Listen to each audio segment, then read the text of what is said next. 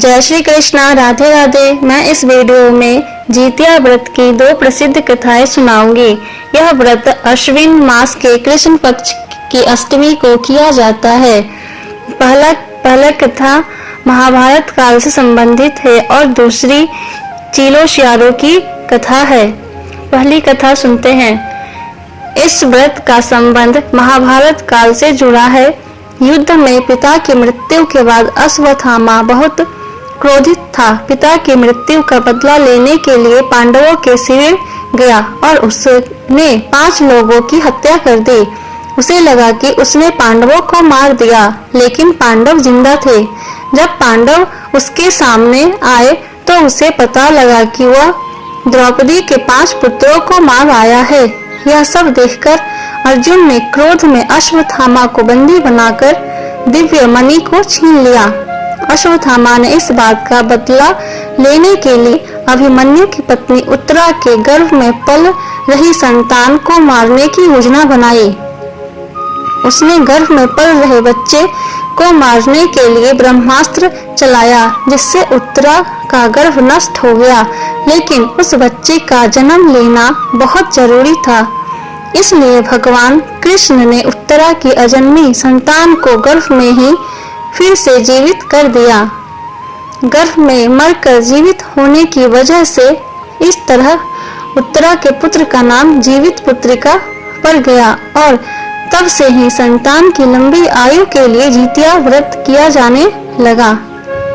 यहाँ पर पहली कथा समाप्त होती है और हम दूसरी कथा सुनेंगे, जो कि चीलो और सियारो की है।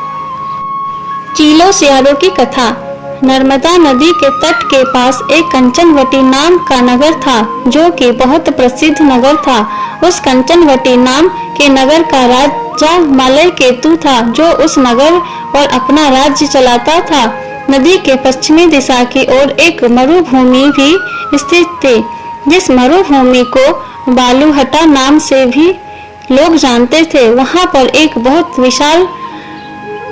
बड़ा घना पेड़ था और उस पेड़ पर एक चील रहती थी, जहां पर वह अपना रैन बसेरा करती थी। पेड़ के नीचे एक गुफा थी, जिसमें एक सियारिन रहती थी। सियारिन और चील में बहुत गहरी मित्रता थी, बहुत गहरी दोस्ती थी। एक बार दोनों ने मिलकर यह निर्णय किया कि हम दोनों एक अच्छे दोस्त हैं और हम दोनों को एक साथ मिलकर जितिया व्रत करना चाहिए। दोनों ने यह संकल्प लिया और व्रत किया था। दोनों ने जीवतवाहन की पूजा सच्चे मन से की और निर्जला व्रत रखा।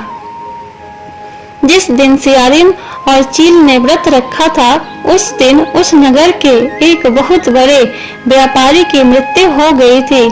उस व्यापारी का देह संस्कार उसी मरुस्थल भूमि पर किया गया था, जहां पर चील और सियारिन रहते थे।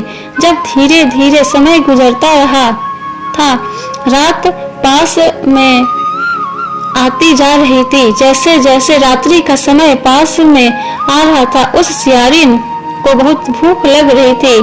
जब उस सियारिन ने मुर्दा देखा तो वह खुद को नहीं रोक सकी और उसने उस मुर्दे को खा लिया। अपनी भूख मिटाने के लिए उसने मुर्दे को खा लिया था, जिसके कारण उस सियारिन का व्रत टूट गया था, खंडित हो गया था। परंतु चील ने अपना व्रत नहीं तोड़ा और अपने ऊपर नियंत्रण रखा। दूसरे दिन चील ने उस व्रत का पालन किया। पूरी विधि विधान से व्रत का पालन करके भोजन किया था। सियारिन और चील का जन्म अगले जन्म में पता है। सियारिन और चील एक ब्राह्मण के घर में जन्म लेती है। यह दोनों ब्राह्मण के घर पर पुत्री के रूप में जन्मी थी। दोनों आपस में बहनें थी।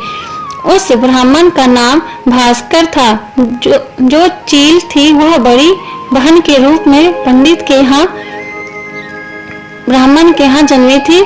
उस जन्म में चील का नाम सीलवती रखा गया था। जो सीलवती थी, उसकी शादी उसके पिता भास्कर ने एक व्यक्ति जिसका नाम बुद्धि सिंह था, उसके साथ कर दी थी।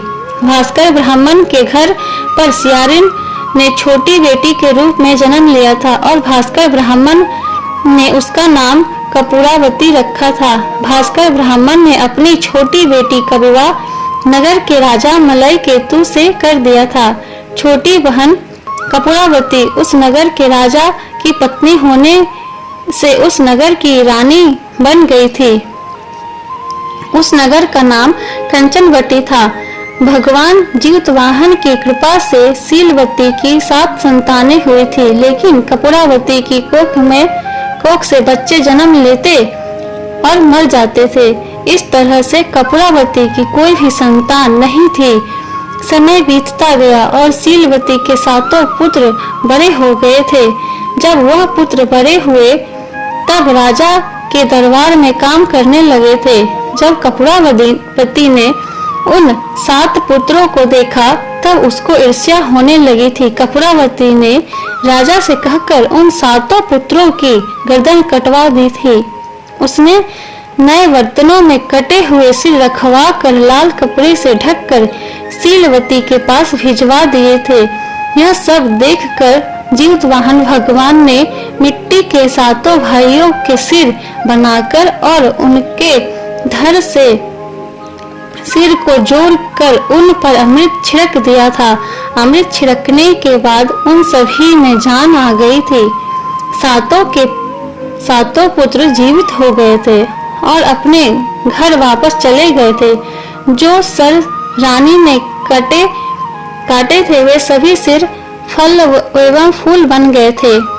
रानी कपूरावती बुद्धिसेन के घर से बच्चों की मौत की खबर सुनने के लिए व्याकुल थी। जब बहुत समय बीत गया और कपूरावती के पास उन 7 भाइयों की मौत की खबर नहीं आई, तब कपूरावती स्वयं अपनी बड़ी बहन के घर पर गई। जब कपूरावती अपनी बड़ी बहन के यहाँ पहुंची तो उसने सभी भाइयों को जिंदा देखा तो उसे बड़ा आश्चर्य हुआ। कपूरावती उन सभी भाइयों को जिंदा देखकर बेहोश हो गई थी। जब कपूरावती को होश आया तब उसने अपनी बड़ी बहन को सारी बात बता दी और पछताने लगी। कपूरावती अपनी बड़ी बहन से गलती की क्षमा मांगने लगी थी। भगवान जीतवाहन की कृपा से सीलवती को अपने पूर्व जन्म की कहानी याद आ गई थी और बड़ी बहन कपूरावती को उस पेड़ के पास ले गई और उस पेड़ की कहानी बता दी थी। जैसे ही कपूरावती ने अपनी कहानी सुनी वह बेहोश हो गई और उसका देहांत हो गया था। जब राजा को इस बात की खबर मिली तो राजा ने अपनी पत्नी कपूरावती का दाह संस्कार उसी पेड़ के नीचे कर दिया था।